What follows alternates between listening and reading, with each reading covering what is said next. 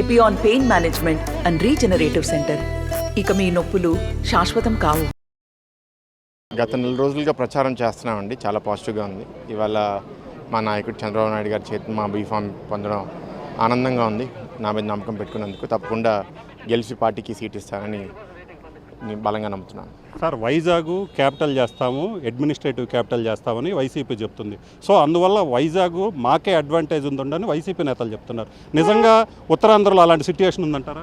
లేదండి. పీపుల్ కోరేది ఏంటంటే better quality of life. Vizag మీద నిజంగా మీకు ఫోకస్ ఉంటే మీరు ఏం మంచి చేశారనేది జనాలకి చెప్పాలి కదా. మీరు అది చెప్తే సరిపోతుంది. క్యాపిటల్ చేస్తాం అని కన్నా ఉన్న వాళ్ళకి 5 సంవత్సరాల్లో మా వల్ల ఈ మేలు జరిగింది అని చెప్తే అదే ఆ కృతజ్ఞత ఉంటుంది. అదేమీ వీళ్ళు చెప్పలేకపోతున్నారు కాబట్టి అలా ప్రాంత రాజకీయాలు చేస్తున్నారు. సో ఫైనల్గా చెప్పండి, ఉత్తరాంధ్ర మొత్తం మీద ఏదైతే అక్కడ వైసీపీకి సంబంధించిన నేతలు ఎవరైతే ఉన్నారో వాళ్ళందరూ చేస్తున్నటువంటి అరాచకాలు కావచ్చు, అలాగే వైసీపీ వాళ్ళు టీడీపీకి సంబంధించిన వాళ్ళ మీద పూర్తిగా తప్పుడు కేసులు పెట్టడం, వేధించడం జరుగుతుంది. సో ఇలాంటి వాటన్నిటిని ఎలా ఎదుర్కొంటారు ఎన్నికల్లో?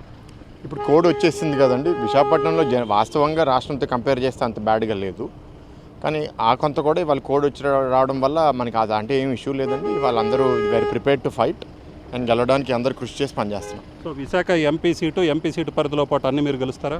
ఆ నమ్మకంతోనే పనిచేస్తున్నాము. అలానే రిలాక్స్ అవ్వకూడదు, కష్టపడి పనిచేస్తాం.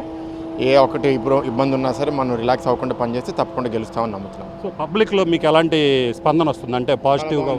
చాలా బాగుంది. లాస్ట్ టైం కూడా దగ్గర దాకా వచ్చి ఓడిపోయిన సింపతి కూడా ఉంది. నేను ఏం చేయబోతున్నాననే ఆలోచన కూడా వాళ్ళు స్పష్టంగా చెప్పడం వల్ల అది కూడా వాళ్ళకి నచ్చుతుంది. బాగుందని నేను నమ్ముతున్నాను. Thank you.